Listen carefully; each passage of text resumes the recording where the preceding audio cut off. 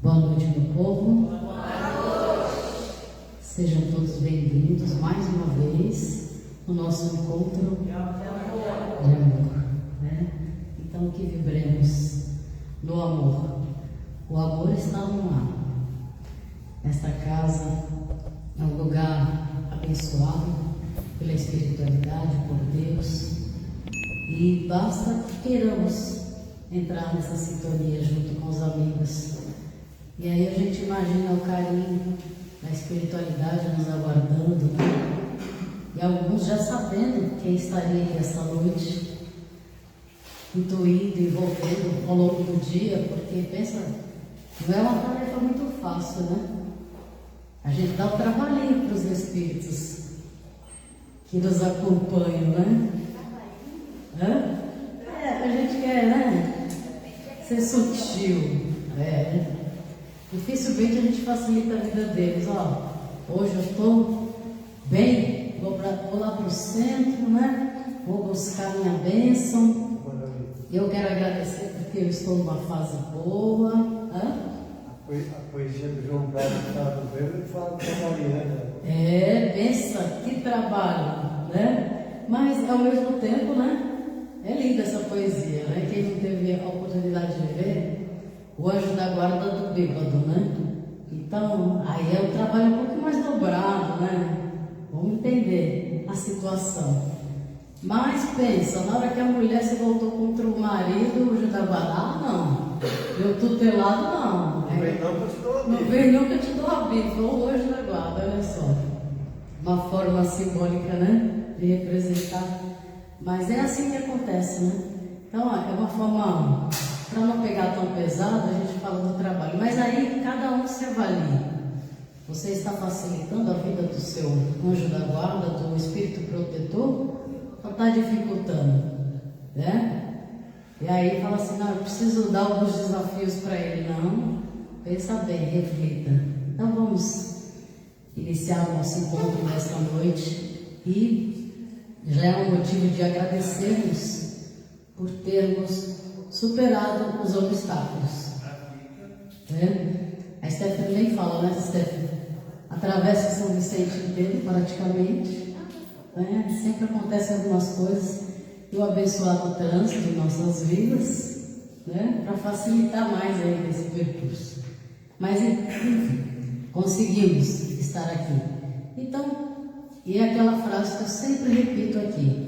Já que fizeram esse esforço, conseguiram superar os obstáculos, vamos aproveitar. Não vamos ficar desligados, pensando no que tem para fazer, o que eu vou jantar quando chegar, o que será que tem na cantina hoje, Mas essa pergunta todo mundo faz, está todo mundo na expectativa. Então vamos usufruir desse momento e nos alimentarmos e nos saciarmos espiritualmente, Foi a isso que viemos aqui, não? Então, nesse momento, os amigos que se fazem presentes, os prepostos do Senhor, que se fazem presentes nessa reunião, sabem da necessidade de cada um de vocês, tenho certeza. Então, abra o coração, abra a sua mente, aguce os seus sentidos para absorvermos, tudo que for nos apresentado na noite de hoje. Então, e aí pensando em toda essa trajetória, há quanto tempo estamos ouvindo o Evangelho? E a maior parte do tempo, nos encontros, a gente só está relembrando o que já aprendemos outrora, o que já ouvimos outra vez e agora relembrando. Essa é a função da doutrina espírita também. Quando Jesus falou que enviaria o Consolador prometido, ele diz que o Consolador, então aqui estamos. De Roberto Ferreira.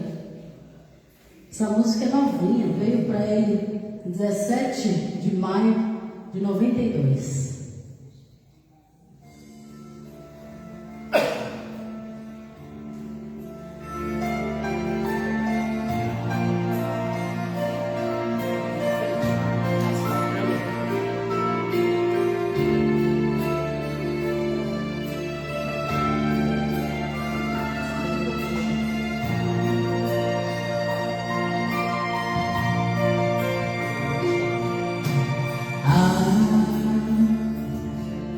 aquele povo reunido ao seu redor, absorvendo sublimes ensinamentos,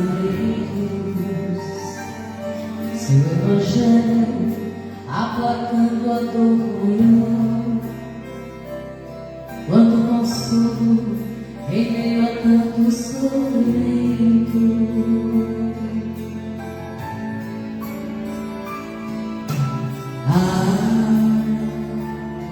Quanta saúde e quanta felicidade vinham das mãos daquele mestre tão bonito.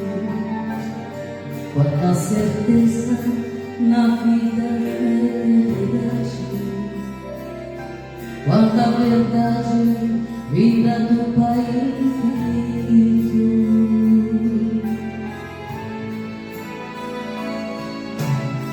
Ele traçara por sua própria mente,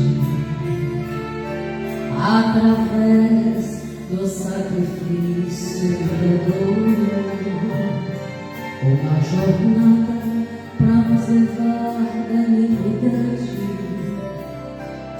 ensinando a caridade e o amor.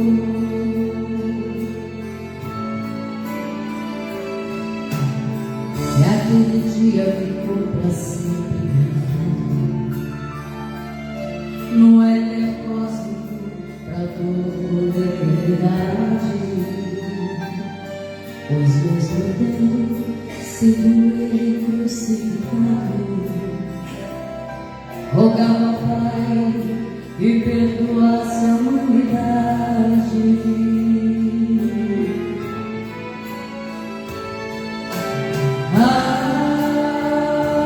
Quanto amor ele deu naquele dia, quanto perdão daquele coração fluía, vibrando paz, ternura e simplicidade.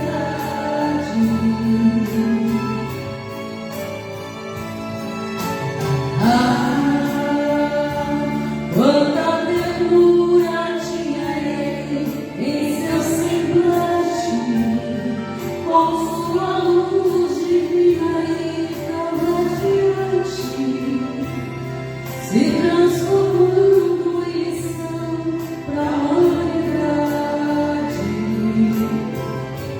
Veio para exemplificar quanto amor ele doou naquele dia, quanto perdão daquele coração fluía, vibrando paz, candura e simplicidade.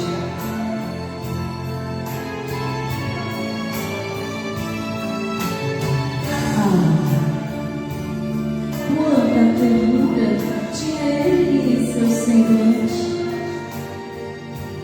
com sua luz divina e tão radiante,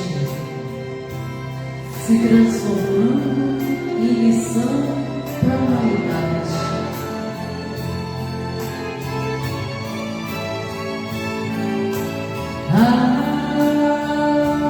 Quanto amor ele deu naquele dia, quanto perdão daquele coração fluía, vibrando paz, ternura e simplicidade.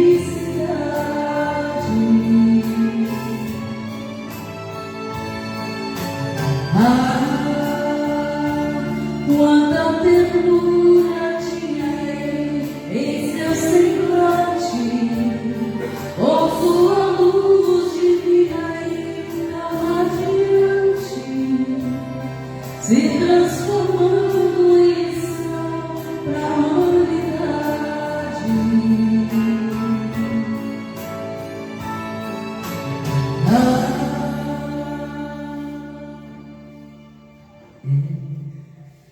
E eu tenho uma leve sensação, né, de quantos de nós estávamos nesse momento. passamos pelos caminhos de Jesus. Aí eu lembrei de uma pessoa que de vez em quando falava aquela frase que numa época estava em moda aí, né? Eu acho que eu ataquei pedra na cruz, né? Atirei pedra na cruz, né? Para dizer que naquele momento ignorou quando estivemos lá. Mas eu ouvi falar uma outra pessoa. Eu nem para isso servi. Não me dei ao trabalho de jogar pedra na cruz. Simplesmente ignorei tudo o que acontecia. Mas era muito difícil estar em contato de Jesus com a sua aura que chegava a quantos quilômetros? 30 quilômetros? 25 quilômetros. Isso aí, a ciência, né? Estudando, chegou a esse número. Então imagina, você estando num ambiente a 25 quilômetros de Jesus e não se deixar envolver por essa energia, porque diz que Jesus não tinha beleza nem formosura. Porque ele era um sol. Era um som, não era uma caixinha de fósforo. Imagina, eu ainda arrisco mais nessa quilometragem aí, né? Essa é a opinião minha, mas a ciência É a estudou. caixinha de fósforo fechada. É, e a ciência também estudou, né? Lá do Chico, que chegava a 10 metros. 10 metros. Imagina, né? Jesus, 25 quilômetros, Chico, que era só amor. O Chico foi intitulado Chico Amor. Estamos vibrando nesse amor?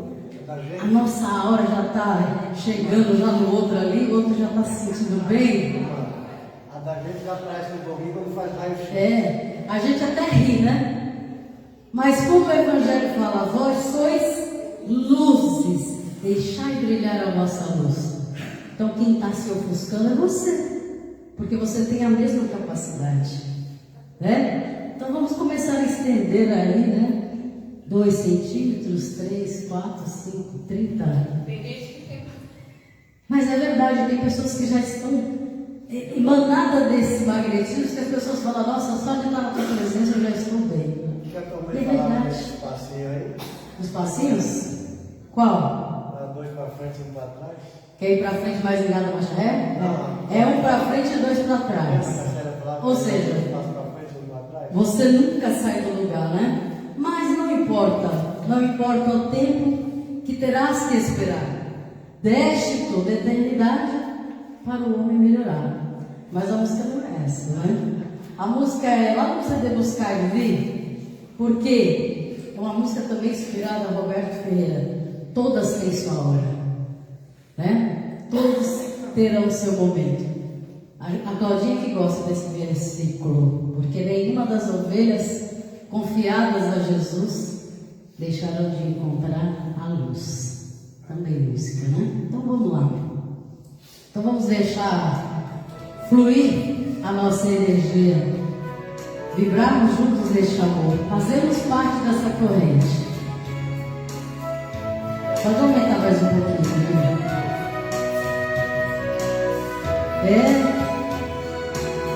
A gente tem que aprender algumas lições para começarmos a escalar esse degrau que nos leva ao amor.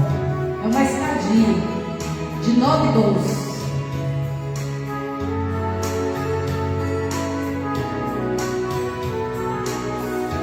Vamos cantar, gente? Quem canta a sua vida e canta. Eu tenho um desejo imenso, estar contigo. Enquanto eu te vejo, eu penso, chegou o momento. O dia eu tanto espero pra ser seu amigo. E vou vibrando minha alegria em teu pensamento. Por muito tempo eu implorei a Deus no firmamento. Vou pegar o tom da música aqui. Para poder voltar ao orbe do planeta Terra e tirar-te desta agonia que é este sofrimento e livrar-te deste orgulho incrível e teu peito encerra. Porque as reencarnações sucedem-se paulatinamente, uma após a outra. E se não melhorar, as tuas más ações transcendem séculos afora. Difícil é fazer-te compreender o que é o perdão.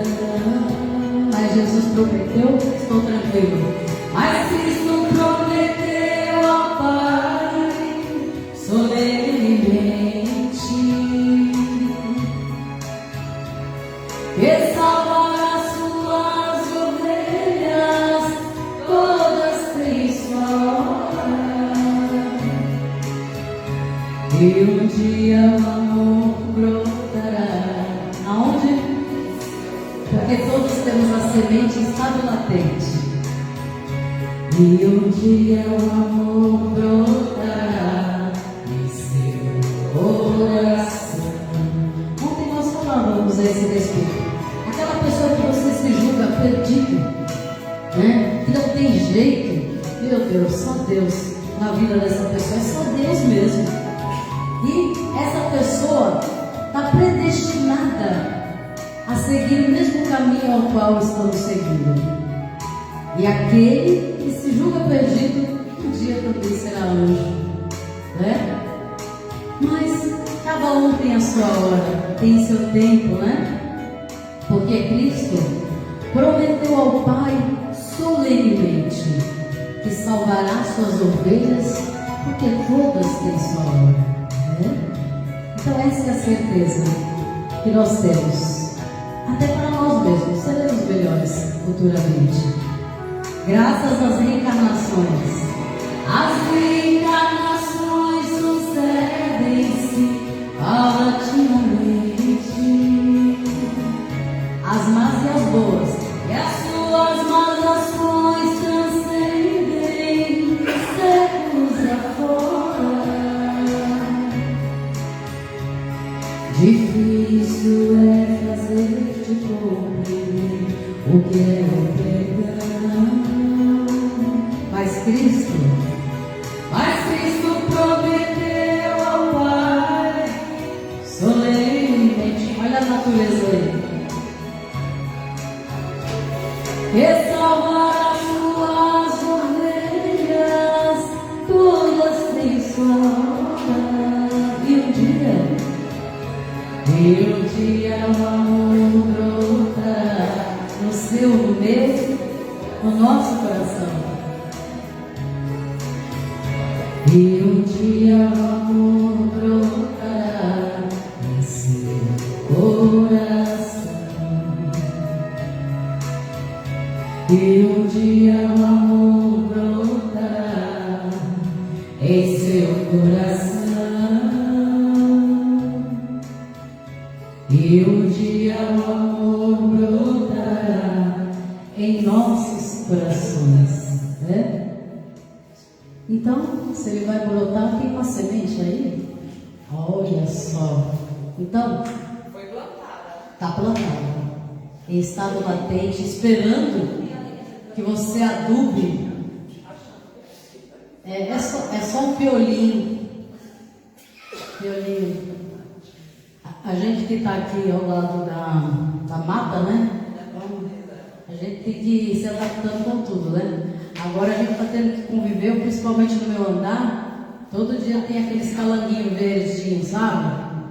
Tem os maiores, os meus pequenininhos, eu fico de boa. Mas quando tá os grandão lá, que eu não sei se é a mãe, se é o pai, eu já fico desesperada. Porque eles saltam, né? Mas essa é a natureza, né? Mas tem alguns que não dá para deixar proliferar, não, né? Então, mais uma aí, Vivi. Está lá no CD, A Grande Transição sob o Olhar de Jesus. Essa daqui é um exemplo de alguém que teve o seu encontro. Na semana passada nós falamos falamos aqui, que a gente só acorda quando o corpo morre, né? Foi a música, o desabafo. Mas a gente se depara com essa realidade, né? E eu dei um exemplo da música falando a respeito dela na psicografia.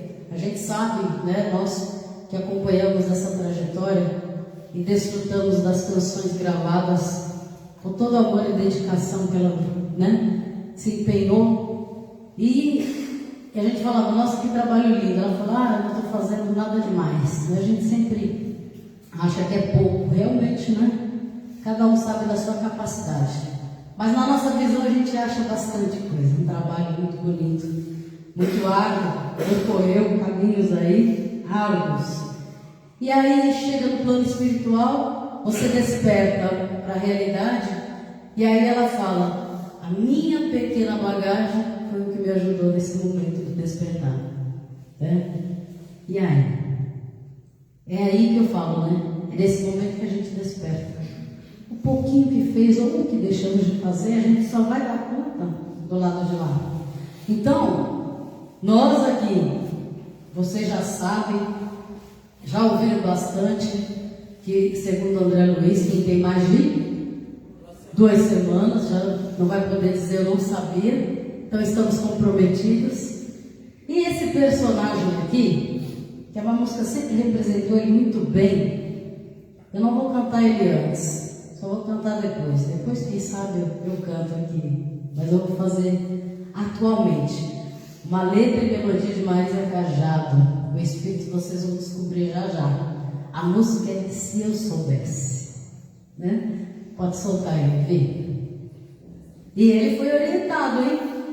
Falaram para ele da reencarnação. Ele falou, não acredito. Ah, se eu soubesse agora. Isso foi do plano espiritual, hein?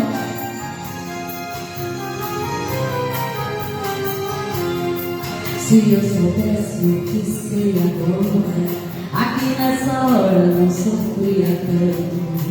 Se eu soubesse o que sei agora, antes de vir embora era outro canto. Se eu soubesse que na outra vida nós prestamos conta tostão por tostão, punha o trabalho na frente de tudo, ficava mais mudo e menos brigando. Punha o trabalho na frente de tudo, ficava mais mudo e menos brigando. Se eu soubesse que no fim da estrada fica o que juntamos sem trazermos nada. Se eu soubesse que é o que damos, só o que levamos nada eu guardava. Se eu soubesse na conta divina, e ficar por cima é que mais se esquece. Descer na prece meu plano de ação, poder que ilumina a mente e o coração. Vocês, descer na prece meu plano, poder que ilumina a mente e o coração. E disse, já sabe quem é, né? Sérgio Bittencourt. E disse que ele era meio brigão, né? E aí ele falou, poxa, se eu soubesse, ficava mais mudo e menos brigão. Por quê?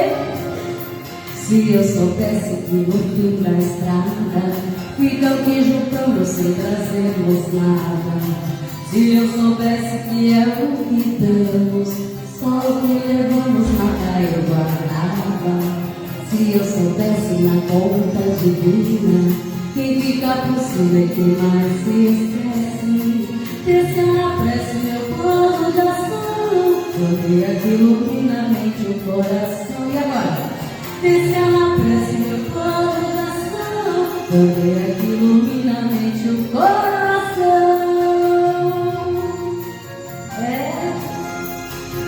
Aí ele contou palestra da semana passada, né? Sobre a determinação e a oração fundamental que a gente tem que buscar. Falou de Jesus, que orava o tempo todo.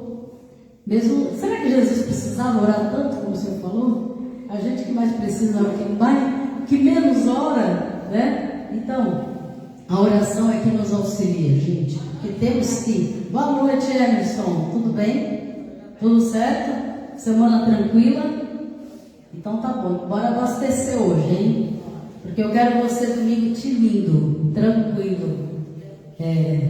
Então, essa é a música do Sérgio Bittencourt, né? Que hoje eu me identifico também bastante com a canção dele quando ele estava aqui, né? Na outra mesa, né? E hoje eu fico pensando, tá uma música naquela mesa. Depois eu canto, né? Então vamos, nesse momento agora, vou passar o bastão. Já proseamos um pouquinho, né? Até demais. Já cantamos. E nesse momento é só agradecer mais uma vez por estarmos aqui reunidos, Senhor, em Teu nome.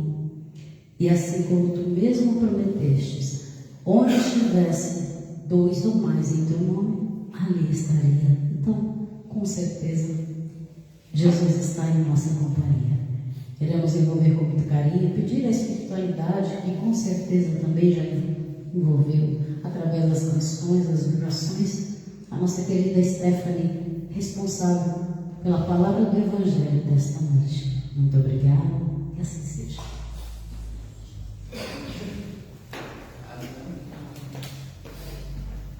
Obrigada, Maria. Tá bom, obrigada. Boa noite a todos, aos que estão aqui presentes, aos que estão online, boa noite. Antes de iniciar a palestra, só aquela lembrança rapidinha do seminário Vida 2. Alguém já se inscreveu para o seminário que vai acontecer aqui no Alvorada Nova? Dias 13 e 14 de julho do mês que vem, gente. No dia 13 é sábado, 14 domingo. No sábado, o seminário vai das 8h30 da manhã às 6 da tarde. E aí, esse seminário vai ser ministrado para os nossos companheiros Roosevelt, Thiago e João Andrade. E no sábado é para aqueles casais que já estão há algum tempo nessa jornada da Vida 2. Então vai ser das 8h30 às 6. Inclusive, quem quiser almoçar por aqui tem a opção de almoçar, né? Mas vai poder dizer se quer, se não quer, quando fizer a inscrição. Porque precisa fazer a inscrição por um link. Essa inscrição é gratuita. Se quiser a opção do almoço, daí paga o almoço, tá? E no domingo, dia 14, é das 9 da manhã ao meio-dia para os casais, né? Que estão iniciando o relacionamento ou que estão em fase de namoro. Gente, esse seminário é muito bom. Divorciados e viúvos também, né? Inclusive o pessoal que quiser participar uns 2 dias também, por que não, né? Então, façam as suas inscrições. Precisa fazer a inscrição pelo link para poder organizar direitinho, por causa do número de pessoas, inclusive de número de pessoas que queiram, né, almoçar aqui na casa. Para quem já frequenta sabe, mas para quem não frequenta, é uma casa com uma estrutura maravilhosa, de um salão amplo, com banheiros, com ventilação, com ar-condicionado. É realmente, porque muita gente pensa assim, mas fica o dia inteiro. Eu já fiquei aqui o dia inteiro várias vezes, em vários eventos, você nem sente o tempo passar. Né? A Margarida nunca mais foi embora, tanto que ela gostou. Aqui pra frente.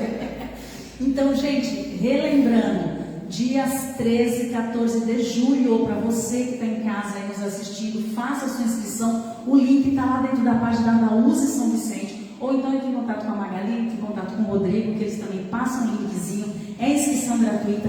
Gente, é fundamental participar desse seminário. Realmente é muito, muito, muito importante. Então, façam suas inscrições. E como esse seminário fala a respeito, né, da Vida 2, o tema que eu trago essa semana para nós conversarmos é a respeito da importância da família para a evolução do espírito. Porque a gente convive em família e não se dá muita conta de como as coisas acontecem, como os processos acontecem. Então, para iniciar essa conversa a respeito da importância, e é fundamental a família para a evolução de um espírito, eu começo fazendo uma citação da codificação, porque lá na questão 775 do Livro dos Espíritos, quando os espíritos adiantados são questionados por Allan Kardec da seguinte forma: qual seria o resultado para a sociedade de um relaxamento dos laços familiares? Então, presta atenção na pergunta: qual seria o resultado para a sociedade se houvesse um relaxamento dos laços familiares? A resposta que eles nos apresentam é muito contundente, é muito forte. Eles dizem assim: uma recrudescência do egoísmo. Primeiro vamos entender o que é recrudescência, que é uma palavra que a gente não está acostumado, não. O recrudescer.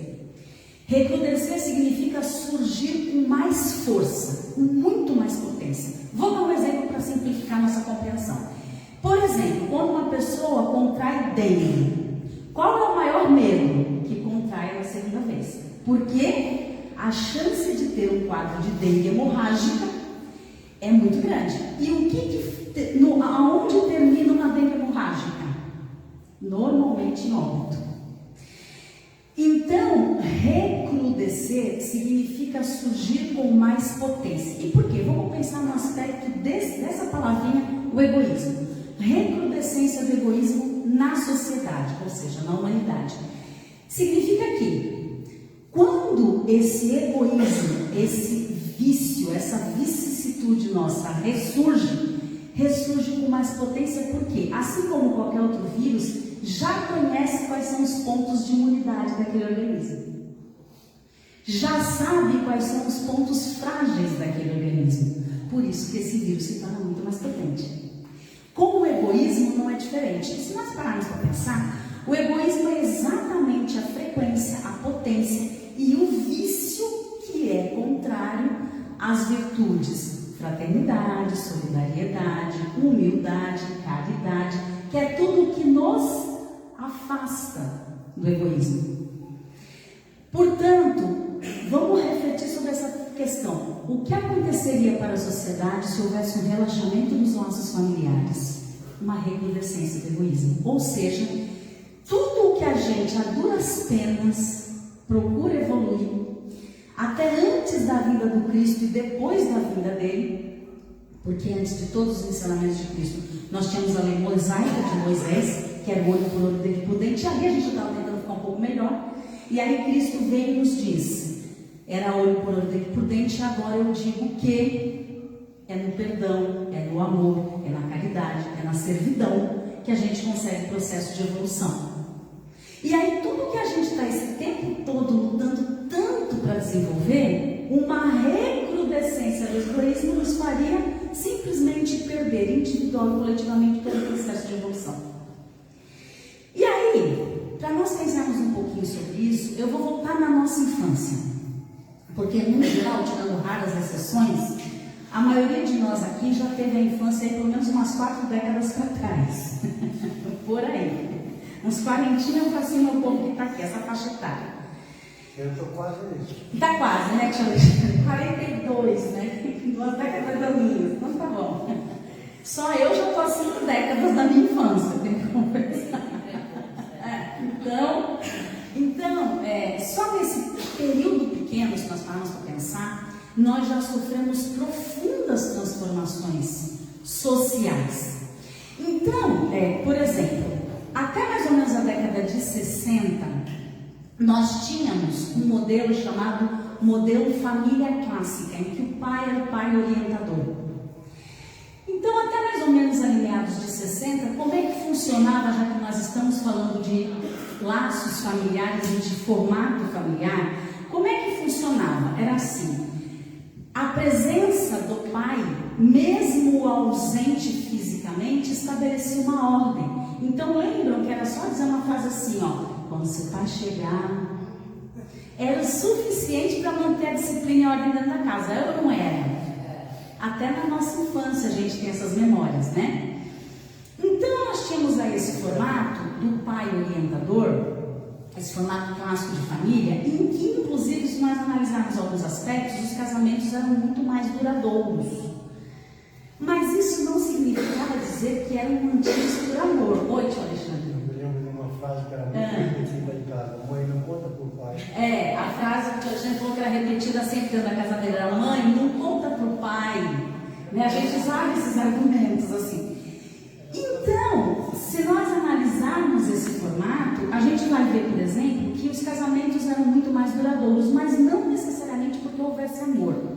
É porque a forma de relacionamento era em que normalmente uma das partes, e normalmente a mulher, entrava num papel secundário para que o homem exercesse o poder, a energia do macho alfa dentro da casa. E isso funcionava, porque tinha ordem, tinha disciplina. E aí, por mais que nós passássemos muitas situações porque nós tínhamos muito menos opções do que nós temos hoje. Em tudo. Comida, roupa, diversão, educação, saúde. Nós tínhamos menos opções. Porém, aquele sistema nos dava um certo conforto psicológico e nós tínhamos muito claro que um deveria cuidar do outro. Dava uma sensação de segurança e de harmonia. Então, o que acontece? Até meados do século dos anos 60, nós tínhamos aí esse formato familiar estabelecido. Porém, nós sabemos que o planeta Terra passa por um processo de transformação. E, inclusive, que as ciências, como, por exemplo, a antropologia, que estuda o desenvolvimento do homem na Terra, a sociologia, que estuda como são os comportamentos da sociedade, e a psicologia, que estuda como nós reagimos a isso tudo, essas ciências sempre buscam respostas para essas mudanças. E nós, enquanto espíritas, temos um dado fundamental, que, como fala Magali, que é uma frase de André Luiz, quando a gente tem pelo menos 2 semanas dentro de uma casa espírita, a gente já sabe pelo menos um pouquinho, mas de fato nós devemos nos lançar a um estudo do que essa doutrina nos apresenta, para que nós entendamos melhor as coisas. E por que eu conto, por exemplo, essas situações históricas? Para que a gente traga isso para a nossa realidade e entenda como os processos funcionam. Então vamos lá, continuando. Nós temos esse dado de que o planeta Terra é um organismo em processo de evolução e que nós estamos em franca transição planetária. Portanto, essas mudanças na formatação familiar têm que ser compreendidas por nós. Por mais que muitas coisas às vezes nos incomodem ou não, nós não podemos estar em estado de alarme. Porque se nós estamos em estado de alarme, nós não estamos em estado de trabalho. Isso é fundamental. Mas vamos continuar. Nós espíritas sabemos que o planeta passa por um processo de transição. E aí, nós sabemos também que a natureza não dá saltos. Porém, existe isso também, a doutrina nos ensina, determinados momentos da humanidade em que alguns eventos precisam acontecer de uma forma mais contundente para que haja um negócio chamado inflexão, ou seja, uma mudança drástica. Então, se nós pararmos para pensar, por exemplo, na questão dessa relação familiar, dessa construção familiar, e nós pensarmos um evento muito importante que modificou bastante essa forma de relação, que foi a Segunda Guerra Mundial. A gente não presta muita atenção, mas a Segunda Guerra Mundial aconteceu de 1939 a 1945, foram 6 anos de guerra. E não foi uma guerra regional, foi um conflito civil armado global. 6 anos de guerra, foram 6 anos de guerra, em que todas as nações participaram, inclusive o Brasil. Aqui mesmo em São Vicente nós temos vários soldados que foram enviados para a guerra lutar na Itália, né? Inclusive o vô da Daniela e muitos outros. E aí, se nós pararmos para pensar, foi até 1945. Gente, ano que vem completa só 80 anos de uma Segunda Guerra, de uma guerra mundial. E isso necessariamente, não só isso, mas um acontecimento como esse necessariamente muda a estrutura da sociedade. Então, por exemplo, nessa questão da Segunda Guerra, o que aconteceu? Os homens foram para o campo de batalha e as mulheres, por necessidade, precisaram ir para a rua, principalmente para as fábricas. Quando essas mulheres partem para as fábricas, esses filhos ficam mais autônomos necessariamente e com menos sensação de agonia e proteção. E aí, quando esses homens voltam, os que voltam encontram essas mulheres fora de casa. E aí tem 2 questões. Primeiro, muitos não voltam. Segundo, os que voltam encontram companheiras que já não têm mais a mesma predisposição de estar naquela configuração de família, porque aí elas descobriram autonomia e elas descobriram independência financeira. Juntando-se a isso, porque não é só isso, nós já sabemos a informação também de que aproximadamente em 1970 em diante começaram a encarnar espíritos mais insubmissos. E nada disso é por acaso. Portanto, gente, necessariamente a formatação familiar foi santificando. E o que isso tem a ver com a importância da família para a evolução do espírito? Isso é um projeto de longo prazo. Nós pensamos muito no aspecto do desenvolvimento dos nossos filhos, dos nossos tutelados, enquanto matéria, né? Ah, porque eu quero ter uma boa profissão, porque eu quero que seja uma pessoa muito inteligente, porque eu quero que seja bem sucedido, porque eu quero que seja feliz. Presta atenção. Quem é o espírito que está sob a minha tutela?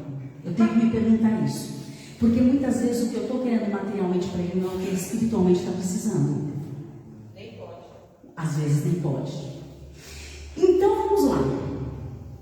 Se nós tínhamos antes esse formato familiar em que nós tínhamos uma sensação de organização, de disciplina e de ordem, mas nós tínhamos ao mesmo tempo uma afetividade distante. Não era comum, por exemplo, em alguns casos, jamais um pai abraçar ou beijar um filho. Dizer eu te amo, então, você escutou uma vez na vida eu te amo do seu pai, Daniela Miranda? Não, né? Que bom, você foi escritor palestrante. Nem eu. Então, nós, os que não ouviram eu te amo do pai e da mãe, viraram tudo palestrante. É para resolver os problemas psicológicos. Não, Claudinha é meu palestrante também. Também não, por isso que canta, Marca. Perceberam que o povo foi tudo na mesma direção. Gente, brincadeiras à parte, nós então tínhamos esse formato que funcionava e dava respostas positivas, mas não era perfeito. Aí, juntando-se essas transformações sociais com a vinda desses espíritos, nós, né, que é chamado uma geração de transição, criamos aí um equívoco em que a gente pensa muitas vezes assim: todas as privações que eu passei, o meu filho não irá passar. E aí que está. As muitas privações que nós passamos foi que forjaram em nós toda a força e o caráter que nós temos, inclusive e principalmente no aspecto da moralidade. Não em todos, porque cada espírito responde de uma forma às mesmas dificuldades, ou às dificuldades semelhantes. Às vezes dentro de uma mesma casa, nem todo filho responde da mesma forma a uma ordem de um pai ou de uma mãe. Mas, num geral, nós forjamos tudo o que somos e temos, e muito mais além do material, mas no nosso psicológico, no nosso psiquismo, no nosso espírito, a partir dessas privações. O que não significa que o seu filho precisará passar fome ou passar privações, porque nós temos muito mais recursos em todas as áreas. Além da questão da guerra, nós temos uma outra questão muito importante, que modificou mais ainda o formato da família, que é a chamada Revolução Industrial. Até mais ou menos no de 60, quem não lembra aí do ferro de passar roupa a carvão? Lembra? Tinha também. O tio Alexandre lembra de tudo isso. Contava, né? Eu vi o tio Alexandre. Aí vocês imaginam só um ferro de passar roupa, que era a carvão e de repente ficou um ferro elétrico. Facilita a vida? Diminui o tempo? Vocês não imaginam que isso muda na formatação de uma família? Sim, cara. A gente esquentava o tijolo no fogão a carvão, eu rolava na toalha e põe os pés na cama. Põe o pé na cama, né? O tijolo aquecido no carvão. Para aquecer, era o aquecedor da época, dos anos 60. Hoje a gente ainda tem um aquecedor elétrico. Gente, eu citei aqui só o exemplo do ferro de passar roupa. Aí eu podia citar um monte de outras coisas. Máquina de lavar, aspirador de pó. Então a revolução industrial, ou seja, tudo aquilo que a indústria trouxe de facilitação para dentro dos lares, também. Então vocês percebem que são várias junções de várias coisas que vão nos fazendo, facilita por um lado e nos criam desafios por outro lado. Então tá. Aí, depois da Revolução Industrial, agora mais recentemente, a maioria de nós já faz parte disso, a Revolução Tecnológica. Lembram quando foi noticiado o primeiro computador que existia, que era uma coisa gigantesca, era do tamanho de um avião, o primeiro computador. Até chegar no chamado PC, que era o Personal Computer, né, o computador pessoal, demorou. Gente, só que a gente está falando isso não tem um século. Disso tudo que eu estou falando não tem 100 anos, é muito pouco tempo para muita transformação. Depois daquele computador gigantesco, passou a ter o computador personalizado, que eu tinha um aparelho na minha casa. Do personalizado surgiu o notebook, que daí eu já não era obrigada a manter ele preso na casa, já podia transportar portátil comigo. Do notebook, o celular, que substituiu qualquer computador. Essa revolução tecnológica nos trouxe muito conforto e muita facilitação. Muita desagregação familiar. Para espíritos e submissos. Imagina tudo isso. Sabe aquela história assim que Paulo nos disse? Tudo me é lícito, mas nem tudo me convém. Quando a gente ainda não sabe o que convém, quem que dita? Quem tem mais capacidade por conhecimento, experiência e habilidade para dizer isso para a gente. Então a gente tem que entender isso quando nós lidamos com os nossos filhos e com os nossos tutelados, com os nossos sobrinhos, com os nossos netos. Porque vamos continuar. Como nós tivemos esse pequeno equívoco aí de achar que o que estava lá não servia e que o que a gente tem agora está muito bom, a pergunta é, o que a gente tem agora tem dado respostas positivas? Não. Porque a gente migrou da família quartel para a família hotel. Alguém tem hóspede em suas casas? Eu tenho um hóspede de 17 anos de idade, que não é hóspede, eu brinco porque eu não deixo ele ser hóspede. Mas se nós não prestarmos atenção, nós passamos a ter hóspedes. Pela canguru que está sempre na bolsa. Mas aí a questão é a seguinte, isso é fundamental. Quando nós, muitas vezes, equivocadamente falamos assim, essa geração está perdida. Primeiro ponto, você na sua infância, na sua adolescência, também não ouviu isso de algum familiar, de alguém mais velho? Essa sua geração está perdida. Nenhuma geração nunca está ou será perdida. Toda geração, com a graça de Deus e sob a tutela de Jesus, dá a resposta no momento devido. Por mais que muitas vezes a gente olhe e ache que não. Porque aí também envolve muito o nosso orgulho e o nosso controle. Só que para que essa nova geração possa dar uma resposta condizente com o que a transição planetária está nos exigindo e está nos oferecendo de oportunidade, nós temos que dar recursos para essa nova geração. Então, vamos lá. Se o formato anterior não existe mais, porque ele não existe mais, vocês acham que ainda existe alguma possibilidade desse formato anterior voltar em sociedade? Não. E se a gente tentar estabelecer isso dentro de casa, vai ser a Terceira Guerra Mundial. E se o formato atual existe um excesso de oferta sem cobrança? A gente não cobra desempenho, a gente não cobra resultado, a gente não cobra ajuda. Atenção, pais, mães, avós, tutores, tios, a gente não cobra ajuda. E quem está errando? A gente. Porque ou a gente não cobra porque diz assim, você também não sabe fazer nada. Não, se você fizer, você vai fazer errado. Ou, mas não adianta pedir porque não faz mesmo. São todas ideias equivocadas. Por quê? Porque para você entender a importância da família, da evolução do espírito, você tem que entender que tudo isso vai depender de você. E do seu sacrifício e do seu empenho. Portanto, nós temos que entender, e é o que a doutrina espírita nos apresenta, que nós temos que fazer uma união do que funcionava lá naquele formato, que era a disciplina, e o que funciona aqui, que é a afetividade. Porque nós temos famílias com menos disciplina, mas com muito mais proximidade afetiva. Portanto, se nós juntarmos a disciplina com a afetividade, nós conseguimos estruturar um formato saudável de convivência familiar. Vai ser perfeito? Não. Vai ser frequente? Não, porque nós estamos aqui para viver desafios. Só que nós temos que entender que isso faz parte do nosso papel. Senão a gente fica se queixando de algo que nós estamos falindo em fazer.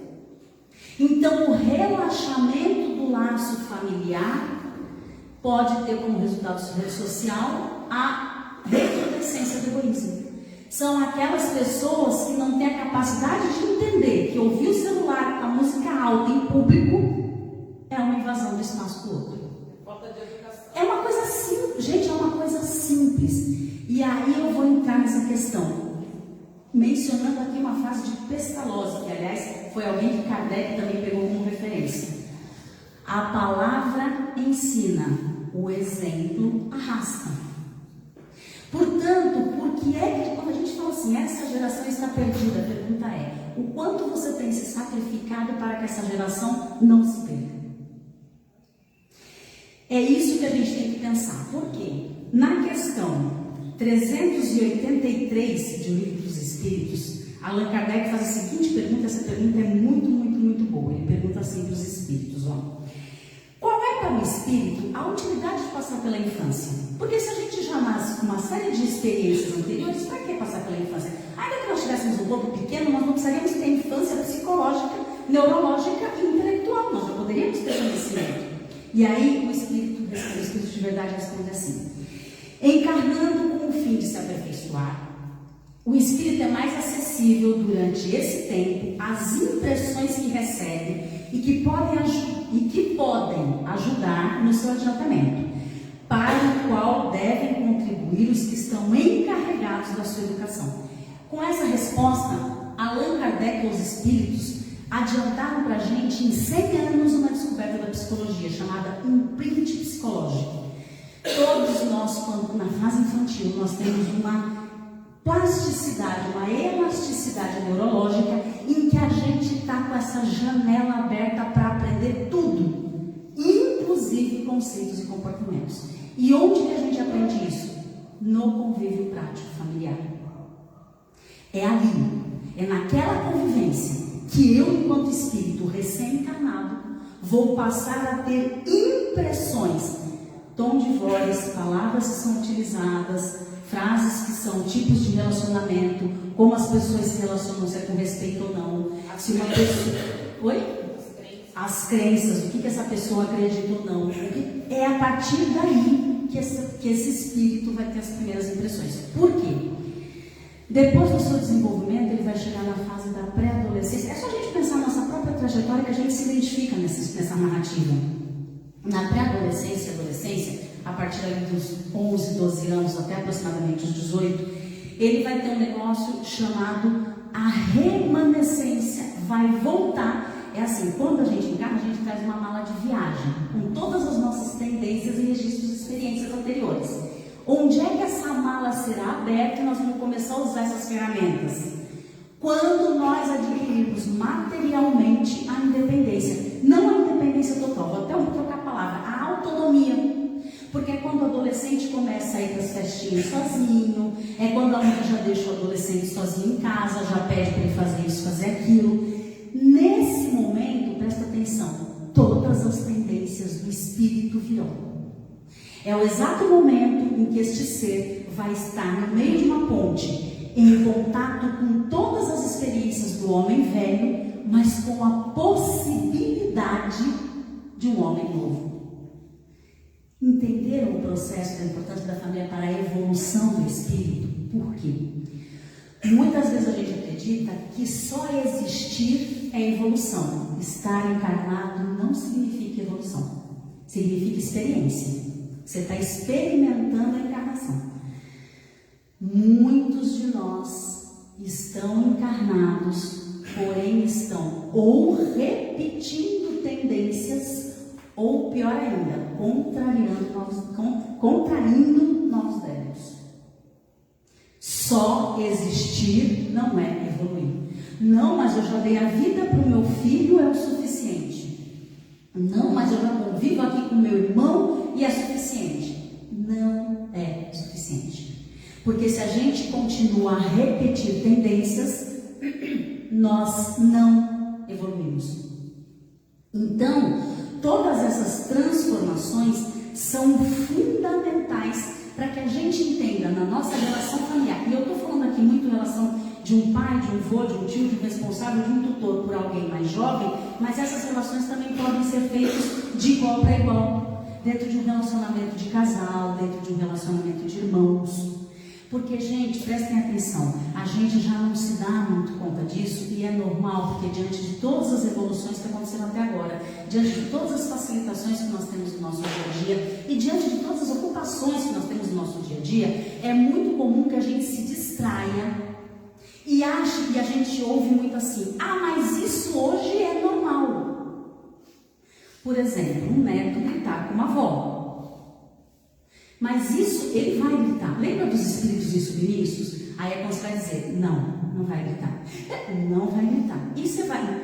E aí presta atenção. Lembra da disciplina com afetividade? Porque antigamente era na bordoada. Hoje em dia não deve mais ser na bordoada. A gente já entendeu que bordoada não conserta ninguém. Não conserta, só pior. Senão Jesus tinha dado portão na gente 2024 anos atrás, para corrigir. A gente não corrigiu até agora. Então, mas que meio se utiliza? Métodos. De exemplo, um método que eu particularmente acho que é muito importante é, por exemplo, o Evangelho no Lar. Quem puder praticar o Evangelho no Lar, ainda que a criança, o jovem ou aquela pessoa mais difícil da família não participe, e vai ser comum que não participe, às vezes até tire sarro, mas estabeleça meia horinha, 20 minutos, 15 minutos, toda semana, naquele mesmo dia, naquele mesmo horário, pratica o Evangelho no Lar na sua casa. Por quê? Vacina. Você não vacina o seu filho para ele ficar imune contra o sarampo, a cachumba, a catapora, tudo isso? Se vocês estão aqui hoje é porque alguém, um dia na infância de vocês, lhe falou para vocês sobre Deus e sobre Jesus, senão vocês não estariam aqui hoje. Quando a gente apresenta Deus para os nossos tutelados ainda na infância, isso, quanto mais tempo nós conseguirmos deixá-los fazendo parte dessa rotina, a oração é fundamental. Jesus orava tanto, porque a oração não tem cunho religioso, gente. Quando a gente estuda a doutrina espírita, a gente entende que a oração é conexão energética espiritual. Então, por que Jesus orava? Porque ele precisava? Não, ele não precisava, porque ele já estava em conexão direta, então o orar fazia parte. O orar fazia parte. Então, a pergunta é, a gente ora dentro da nossa casa, nem que seja 5 minutinhos de manhã quando acordar, ora pela sua família, ora pela sua casa. A gente pratica o Evangelho no Lar, e no dia a dia, como é que a gente se comporta junto às pessoas que convivem conosco? Isso é fundamental, porque não somos perfeitos e não seremos, mas nós temos que entender que a participação da família para a evolução do espírito é fundamental, porque se você desencaminhar no espírito que veio sobre a sua responsabilidade, você está contraindo mais débito. Você vai ter problemas sérios no futuro. Então, até isso a gente tem que ter consciência. E para finalizar, lá no Evangelho segundo o Espiritismo, capítulo 9, item 4, esse item fala sobre obediência e resignação. Nos diz assim esse item, ó. Cada época é marcada com o cunho da virtude ou do vício que a tem de salvar ou perder. Cada época, cada geração é marcada com o cunho, uma marca do vício ou da virtude que vai fazer essa geração, essa época, crescer ou permanecer ou se endividar mais. E aí diz assim pra gente: a virtude da vossa geração é a atividade intelectual. Vocês concordam que a atividade intelectual é a virtude da nossa geração? Mas o vosso vício é a indiferença moral. É disso que está lá. Item 4, obediência e resignação, no Evangelho segundo o Espiritismo. O que nos marca enquanto grupo social? A atividade intelectual. E o que nos faz ter o risco de perder muito do nosso processo de evolução? A nossa indiferença moral. Porque para manter a moralidade, nós precisaremos ter noções de ética e de moral. E não é aquilo do certo, errado, é de noção mesmo. E de que não só eu devo praticar, mas como eu devo principalmente exemplificar. E é aí que a porca está surrada. Porque tem dias que eu realmente não estou afim de ser simpática. Tem dias que eu realmente estou afim de esculhambar a pessoa que me tratou mal. Segura no dente. Dá uma rezada. Tem dia que eu tenho vontade de fazer uma marcação com a criatura. Lembra, é disso que tem vezes na vida em que a gente tem vontade de trocar até de mal com Deus. Fica com raiva, já sabe, não está entendendo. A gente vai dar tirar a pedra na cruz. Eu dizia melhor, eu falei assim: eu fui um soldado que segurou a lança com a esponja com vinagre e colocou na boca de Jesus. Se você não sabia, eu pensava, tirar a pedra na cruz não é nada. Segura a lança com a esponja com vinagre, quando ele pediu água é pior. Então, é isso que a gente tem que entender, gente, que a família, e quando eu falo família, gente, hoje, nas últimas pesquisas que foram feitas, nós temos aproximadamente 17 formatos de famílias diferentes. Não é disso que a gente está falando. A gente está falando de estrutura, de disciplina, de afetividade, mas tudo comedido de acordo com o que a doutrina nos apresenta. Autoridade presencial e autoridade moral. Porque, prestem atenção, é disciplina que salva e auxilia na evolução dos nossos jovens, das nossas crianças. Não é grito, não é ofensa, não é ameaça, não é punição, principalmente física, não é. É você cobrar desempenho, tá? Para você ter isso, você tem que me apresentar esse resultado. Não apresentou, não tem. Ah, não vou mais questionar, nós já conversamos sobre isso. E, porque a gente normalmente faz assim. Ah, mas você me prometeu. Daí a gente aumenta o tom de voz e daí começa vai que quem quebra pau dentro de casa. É assim ou não é que funciona? Isso é falta de autoridade moral. Porque se eu estou precisando gritar, eu não tenho autoridade. Se eu estou precisando repetir muitas vezes, eu não estou conseguindo manter a autoridade. Existe um processo, quando a gente trabalha, principalmente a constelação familiar, a gente vê sobre isso, da hierarquia. Toda família tem que ter os pontos de hierarquia. E cada ser só consegue atingir a sua potencialidade e cumprir com as suas missões quando ele está dentro da sua função. Então a gente tem que tomar cuidado muito com isso. De o pai querer mandar mais que a mãe, de a mãe querer mandar mais que o pai, da avó se intrometer onde não tem que se intrometer, porque a avó se intromete. De tio estragando filho dos outros, porque tio estraga filho dos outros. Nós, enquanto espíritas, temos que ter essa noção. O resto da sociedade vai ter? Não. Mas eu sou a pontinho de luz dentro dessa organização familiar que pode e deve fazer toda a diferença. Porque se nós fizermos assim, aí sim, nós estaremos caminhando no processo de evolução e colocaremos a família como um agente transformador fundamental, além da sociedade de espíritos, para que a gente não passe uma existência existindo, mas a gente passe uma existência evoluindo em grupo, em família, em sociedade. É isso, gente. Muito obrigada e que Jesus continue com a gente nessa quinta-feira. Passei até bastante do tempo. Faz prece agora. Eu vou bastante. Vou tomar uma coisa. Eu falei, eu vou dar 5 minutos também. A gente sabe disso. Hã? Por quê? Ah, sim, não, eu falei, vou entregar antes também, porque né, às vezes faz necessário. Mas tá bom, né? Tá ótimo. E aí já me poupa de falar, né? Pode soltar essa música aí, bebê. Essa música vai falar por si só agora, encerrando esse momento.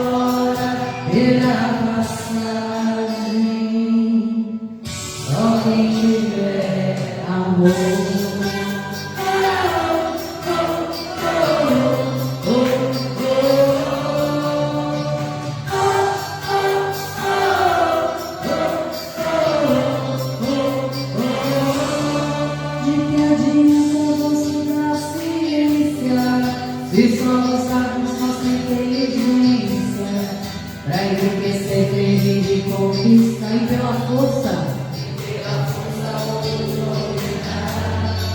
Quando partimos para o outro lado, nada levamos na grande viagem. Somente o bem que houvermos praticado será contado em nossa bagagem. Permanece a hora da verdade, já está passando o trem da eternidade. E o próprio Mestre Jesus é o último aviso de ficar de fora, próximo trem ainda demora, verá a passagem, só quem tiver amor.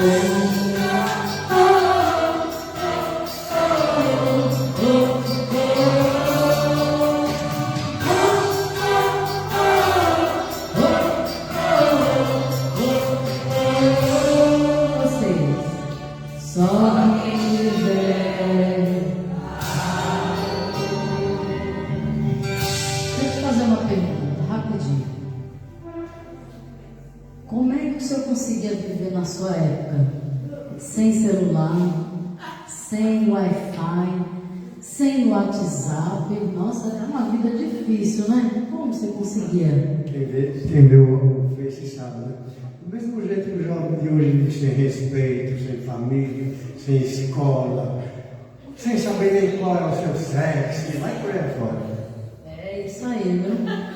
Na realidade, a tecnologia está aí maravilhosa, mas se perdendo os valores como apresentado pela Stephanie, né? O que falta é a moralidade. E a transição está aí acontecendo a pleno vapor, já adentrando a um planeta regenerado. E só terá passagem quem tiver amor. E temos que amar a nossa família, porque são os desafetos do passado que estão ali, ó, reunidos no cadinho, né? Eu amo a Stephanie, é muito fácil amá-la, né? Ela só vem aqui uma vez no mês, né? Stephanie, eu te amo, né? Dani, você ama a Stephanie? Opa, segura, cena dos próximos capítulos. Gente, um beijo, até mais. Se amem! E vamos encerrar aqui a nossa conexão lenta aqui da nossa live. Hein, Vivi? Olha esse povo de Deus aqui, ó. Vocês vão ter que me amar, vão ter que me ver mais um pouco. Um beijo.